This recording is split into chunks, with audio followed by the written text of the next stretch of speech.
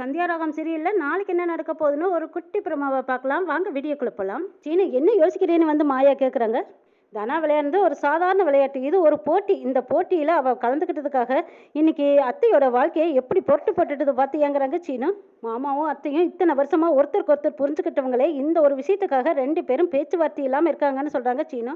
தனா விஷயமே இவ்வளவு பெருசா வீட்டில் பிரச்சனை ஓடிட்டு இருக்குதுன்னா என்னோட வாழ்க்கையை பத்தி நினைச்சுப்பாரு. மாமாவும் அத்தையும் அவ்வளோ முறை கேட்ட போது நான் சாருவா கல்யாணம் பண்ணிக்கிறேன்னு சரின்னு சொல்லிட்டேன். அப்ப சொல்லிட்டேன் கல்யாணத்தை பத்தியோ என்னோட விருப்பத்தை பத்தியோ இனிமே இந்த வீட்டில் பேசுறதுக்கு வாய்ப்பே இல்லைன்னு சொல்லிடுறாங்க சீனு. ஆமா சீனு, நேத்து பார்த்த பெரியப்பா வேற, இன்னைக்கு பாக்குற பெரியப்பா வேற. நம்மளும் ஏதாவது ஒண்ணு பண்ணித்தான் ஆகணும், இப்படியே இருக்க முடியாதுங்கிறாங்க மாயா. கண்டிப்பா நம்ம காதலை பத்தி சொல்லி நம்ம ரெண்டு பேர்த்தையும் அவங்க சேர்த்துக்க போறதும் இல்ல, என்னோட காதலை அவங்க ஏத்துக்க போறதும் இல்ல. சாருக்கும் எனக்கும் தான் கல்யாணம் நடக்கும் போல இருக்குங்கிறாங்க.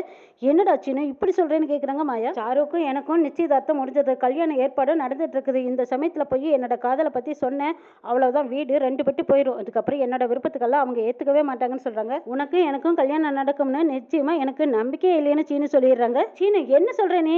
நிச்சயமா பெரியப்பா ஏத்துக்குவாங்க, உன்னையும் என்னையும் சேர்த்து வைப்பாங்க, நம்ம காதலை புரிஞ்சுக்குவாங்க, நான் நம்புறேங்கிறாங்க மாயா. அப்படி நினைக்காத மாயா, ஒரு தடவை மாமா முடிவு பண்ணாங்கன்னா அந்த முடிவுல இருந்து மாறவே மாட்டாங்க, முன் வச்ச காலை பின் வைக்க மாட்டாங்க. சாதாரண விஷயம், இந்த விளையாட்டு விஷயத்திலேயே மாமா எப்படி ஒரு பிடிவாதமா இருக்காங்க பார்த்து இல்லை. நீ கண்டிப்பா இந்த வீட்டுல என்னோட விருப்பம் என்னன்னு மறுபடியும் நீ கேட்க போறதில்ல, கேட்டும் அதை திருத்த போறதும் இல்லை.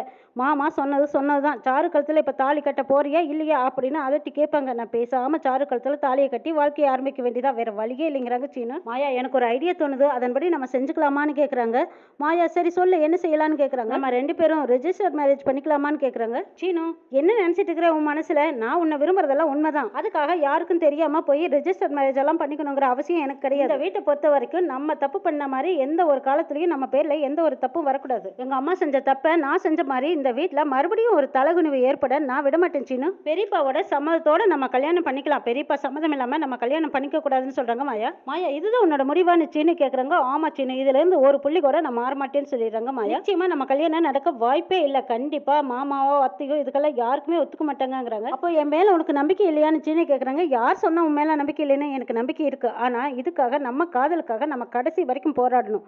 போராடினா நிச்சயமா வெற்றி நம்மளுக்கு தானுங்கிறாங்க மாயா. சீனு யோசிக்கிறாங்க. இவ சொல்ற மாதிரி நேர்மையான முறையில் அவங்க எப்போ சம்மதிக்கிறது, நம்ம கல்யாணம் எப்போ நடக்கிறது வரைக்கும் சாருக்கும் எனக்கும் பேசி வச்சிருந்த இந்த கல்யாணம் நிறுத்தி வச்சிருப்பாங்களா என்ன அப்படின்னு யோசிக்கிறாங்க சீனு. மாயாவுக்கு தெரியாமையே மாயாவை கூட்டிட்டு போய் ரெஜிஸ்டர் மேரேஜ் பண்ணிக்கிறது தான் சரியான வழின்னு சீனு யோசிக்கிறாங்க. சீனு குமார் கிட்ட தான் உதவி கேட்குறாங்க. குமார் என்ன எனக்கு உதவி செய்ய முடியுமா? சாருவை எனக்கு பிடிக்கல, ஆனா எங்க வீட்டில் சாருவுக்கும் எனக்கும் தான் நிச்சயதார்த்தம் பேசியிருக்காங்க. ஆரம்பத்தில் பிடிச்சி எனக்கு மாயாவை தான் பிடிச்சிருக்கு, மாயா என்ன பிடிக்கலன்னு சொன்னா, இப்போ மாயாவுக்கும் என்ன பிடிச்சிருக்கு. எங்க ரெண்டு பேத்துக்கும் கல்யாணம் பண்ண நீங்க தான் ஹெல்ப் பண்ணணும், ரெஜிஸ்டர் மேரேஜ் பண்ணிக்கலான்னு மாயாவை கூப்பிட்டு அவ வீட்டில் சம்மதத்தோடு தான் கல்யாணம் பண்ணுவேன்னு சொல்றாங்க. மாமாவை பத்தியும் எங்க குடும்பத்தை பத்தியும் எனக்கு நல்லாவே தெரியும், கண்டிப்பா எங்க கல்யாணத்துக்கு ஒத்துக்கவே மாட்டாங்க. எப்படியாவது ஏதாவது சொல்லி மாயாவை ரெஜிஸ்டர் ஆபீஸ் கூட்டிட்டு வந்து எங்க ரெண்டு பேத்துக்கும் கல்யாணம் பண்ணி வைக்கணும்னு சீனு கேட்டுக்கிறாங்க.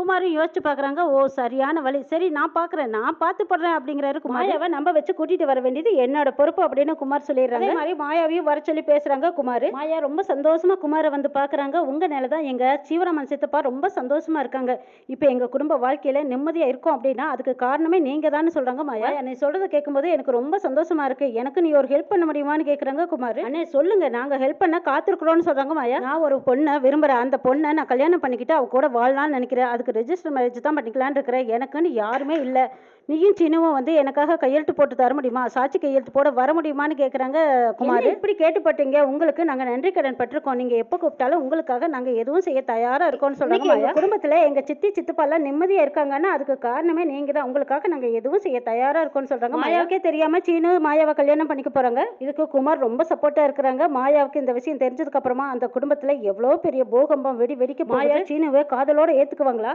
அதுக்கு பிற்பாடு அந்த குடும்பத்தில் ரகுராம் எப்படி முடிவெடுக்க போகிறாங்க அப்படிங்கிறதையும் நம்ம நாளை எபிசோட்ல பார்க்கலாம்.